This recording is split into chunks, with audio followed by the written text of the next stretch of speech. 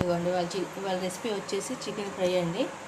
Chicken శుభ్రంగా కడిగేసేసి ఒక పెద్ద స్పూన్ కారం, ఒక పావు స్పూను అల్లం వెల్లిపాయ పేస్ట్, ఒక హాఫ్ స్పూను పసుపు, ఒక ఫుల్ స్పూను సాల్ట్ వేసేసానండి.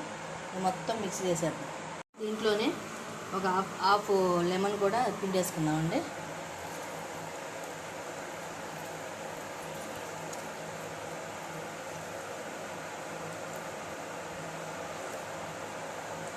ఇది మొత్తం మిక్స్ అయ్యేటట్టు కలపండి. ఇందులోనే మసాలా పొడి కూడా ఒక ఫుల్ స్పూన్ వేసేసుకోండి. మసాలా పౌడర్ కూడా వేసుకోండి. మొత్తం మిక్స్ అయ్యేటట్టు కలపండి. చూడండి, చికెన్ ఫ్రైకి బాండీ పెట్టేసి నూనె పోసానండి.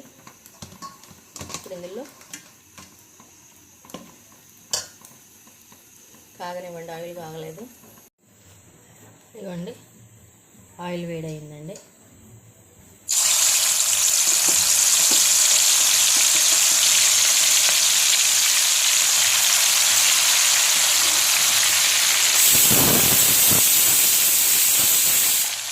పచ్చి ముక్కలు వేయించేయడమేనండి. ఆయిల్లో ఎన్ని ముక్కలు పడితే అన్ని ముక్కలు వేసేసాయి.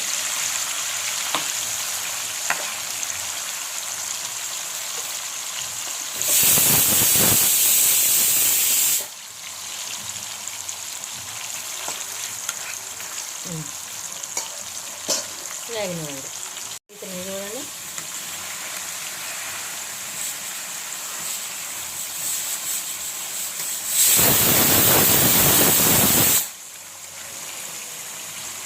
మంచిగా వేగనివ్వండి. ఇతను చూడండి, ఇట్లా మంచిగా వేగనివ్వండి. ఇవ్వండి, వేగిపోయినాయి చూడండి. ఇదిగోండి, ఇలాగ వేగినవి తీసేసి మళ్ళీ ఇంకొక ఆయిల్ వేసాయండి. అవి వేయడం, ఇందాక చికెన్ వేయించిన ఆయిల్ ఉంది కదండి, అదే పోసుకోండి.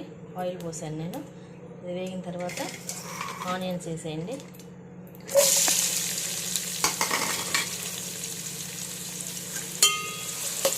మళ్ళీ పచ్చిమిరపకాయలు కూడా కోసేసుకోండి. పచ్చిమిరపకాయలు కోసేసేయండి. మంచిగా ఆనియన్ యాడ్ చేయండి. కొంచెం కొత్తిమీర వేసుకోండి. అది వేసేసి మంచిగా ఆనియన్స్ వేయనివ్వండి.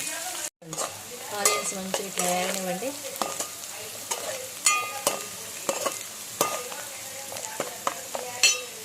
ఇదిగోండి, ఆనియన్స్ వేగిపోయినాయి. ఇట్లా ఇందులో ఇప్పుడు అల్లం వెల్లిపాయ పేస్ట్ వేసుకోండి. కొంచెం ఆనియన్స్ పేస్ట్ ఫుల్ స్పూన్ వేసేసుకోండి.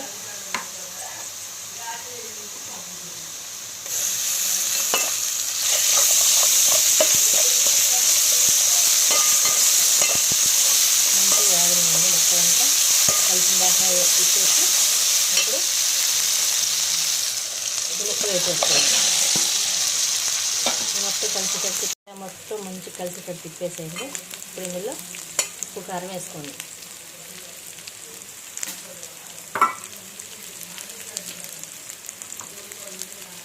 కొంచెం పసుపు, కారం,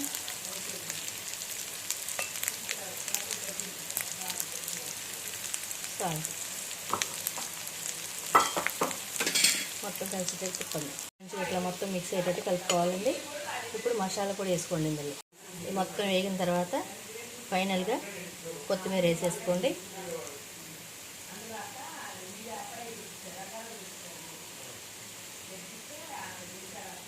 చికెన్ ఫ్రై రెడీ.